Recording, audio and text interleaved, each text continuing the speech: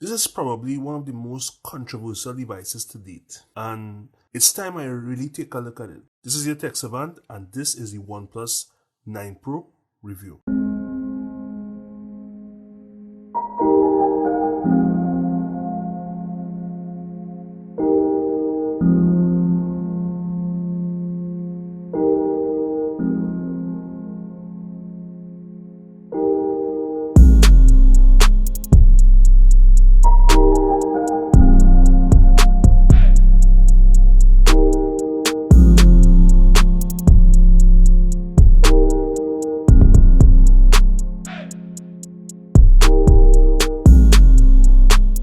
OnePlus has been in the news quite a bit lately, not only about their overhyped camera system in collaboration with Hasselblad, but also concerning allegations of the company throttling a vast amount of apps and being delisted from Geekbench because of it.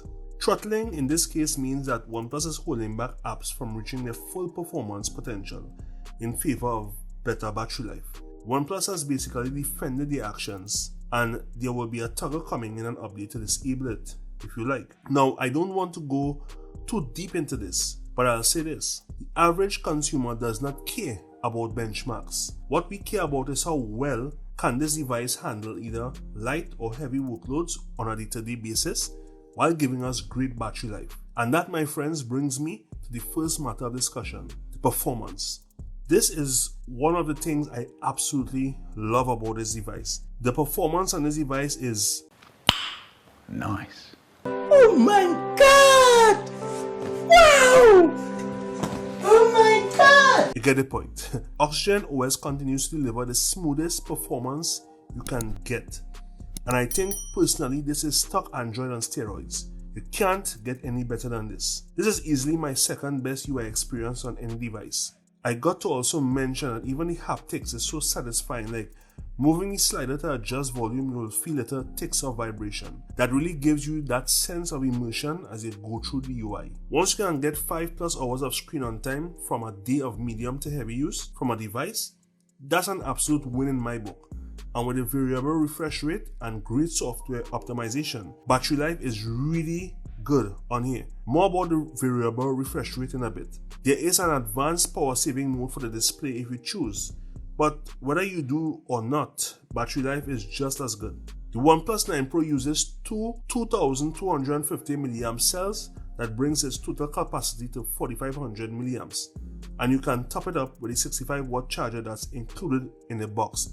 Samsung, Apple. There's also 50-watt fast wireless charging, only available with the company's wireless charger that's sold separately. And if needs be, there's also reverse wireless charging at 5 watts. The overall design of the OnePlus is gorgeous.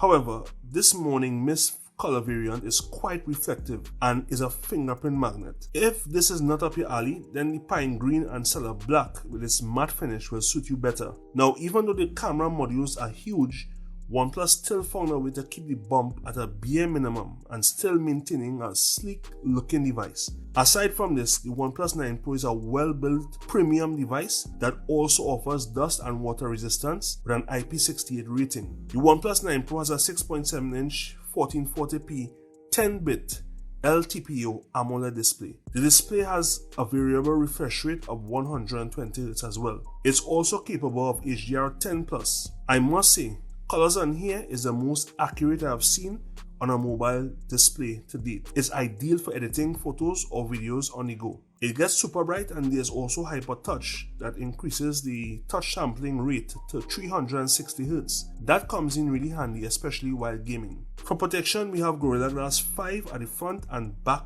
of the device. Now, there were complaints of the curves at the edges of the past displays being too much. So OnePlus listened and decided to not go too drastic this time around. This change definitely helps with accidental touches, and overall the OnePlus 9 Pro feels really good in the hand. OnePlus has taken great pride in this display, adding even more enhancements that really adds up to a really great experience.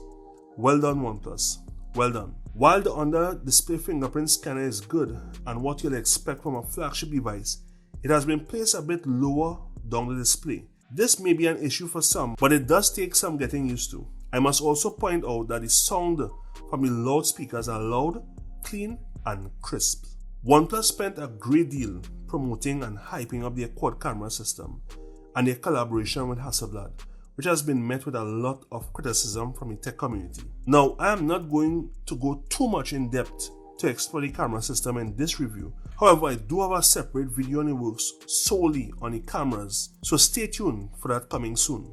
In the meantime, let's take a look at some pics that I was able to take. Let me know what you guys think in the comments.